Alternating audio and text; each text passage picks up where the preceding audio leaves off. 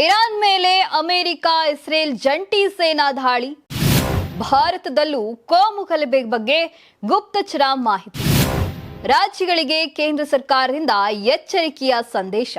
ಇತ್ತೀಚೆಗೆ ಇರಾನ್ ಮೇಲೆ ಅಮೆರಿಕ ಮತ್ತು ಇಸ್ರೇಲ್ ಸೇನಾ ದಾಳಿ ನಡೆಸಿದ ಹಿನ್ನೆಲೆಯಲ್ಲಿ ಭಾರತದಲ್ಲಿ ಕೋಮು ಗಲಭೆಗಳು ನಡೆಯುವ ಸಾಧ್ಯತೆ ಇದೆ. ಈ ಬಗ್ಗೆ ಎಚ್ಚರದಿಂದ ಇರುವಂತೆ ಕೇಂದ್ರ ಗೃಹ ಸಚಿವಾಲಯ ಎಲ್ಲಾ ರಾಜ್ಯ ಸರ್ಕಾರಗಳಿಗೆ ಎಚ್ಚರಿಕೆಯ ಪತ್ರ ರವಾನಿಸಿದೆ. ಫೆಬ್ರವರಿ 28ರಂದು ಕಳುಹಿಸಲಾದ ಈ ಪತ್ರದಲ್ಲಿ ವಿದೇಶಿ ಬೆಳವಣಿಗೆಗಳು ದೇಶದ ಮೇಲೂ ಸರಣಿ ಪರಿಣಾಮ ಬೀರಬಹುದು ಎಂದು ಎಚ್ಚರಿಸಲಾಗಿದೆ. ಧಾರ್ಮಿಕ ಸಭೆಗಳಲ್ಲಿ ಪ್ರಚೋದನಾಕಾರಿ ಭಾಷಣಗಳ ಮೂಲಕ ಗಲಭೆ ಸೃಷ್ಟಿಸುವ ಸಾಧ್ಯತೆ ಇದೆ ಎಂದು ಹೇಳಲಾಗಿದೆ. ಗೃಹ ಸಚಿವಾಲಯವು ತನ್ನ ಸಲಹೆಯಲ್ಲಿ ಇರಾನ್ ಪರ ಇರುವ ಮೂಲಭೂತವಾದಿ ಧರ್ಮಗುರುಗಳು ಪ್ರಚೋದನಾಕಾರಿ ಭಾಷಣ ಮಾಡುವುದನ್ನು ಪತ್ತೆ ಹಚ್ಚಿ ಅವರ ಮೇಲೆ ನಿಗಾ ಇಡುವಂತೆ ರಾಜ್ಯದ ಅಧಿಕಾರಿಗಳಿಗೆ ಸೂಚಿಸಿದೆ. ಕಾನೂನು ಮತ್ತು ಸುವ್ಯವಸ್ಥೆಗೆ ಧಕ್ಕೆ ಬಾರದಂತೆ ತಡೆಯಲು ಗುಪ್ತಚರ ಮಾಹಿತಿ ಹಂಚಿಕೆ ಮತ್ತು ಮುನ್ನೆಚ್ಚರಿಕಾ ಕ್ರಮಗಳನ್ನು ತೀವ್ರಗೊಳಿಸುವಂತೆ ತಿಳಿಸಿದೆ.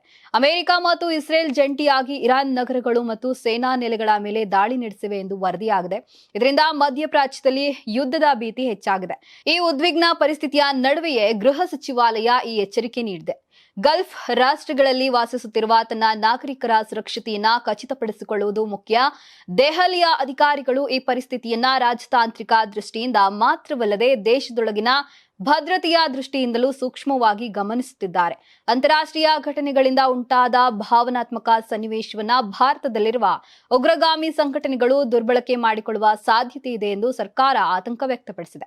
ಹೀಗಾಗಿ ಸೂಕ್ಷ್ಮ ಸಮಯದಲ್ಲಿ ಕೋಮು ಭಾವನೆಗಳನ್ನ ಕೆರಳಿಸುವ ಭಾಷಣ ಮತ್ತು ಧರ್ಮೋಪದೇಶಗಳ ಮೇಲೆ ವಿಶೇಷ ಗಮನ ಹರಿಸುವಂತೆ ರಾಜ್ಯಗಳಿಗೆ ಸೂಚಿಸಲಾಗಿದೆ. ಭಾರತದಂತಹ ವೈವಿಧ್ಯಮಯ ಸಮಾಜದಲ್ಲಿ ಇಂತಹ ಅಂತಾರಾಷ್ಟ್ರೀಯ ಘಟನೆಗಳು ವಿದೇಶೀಯ ಸಮುದಾಯಗಳ ಮೇಲೆ ಬೇಗನೆ ಪರಿಣಾಮ ಬೀರುತ್ತವೆ.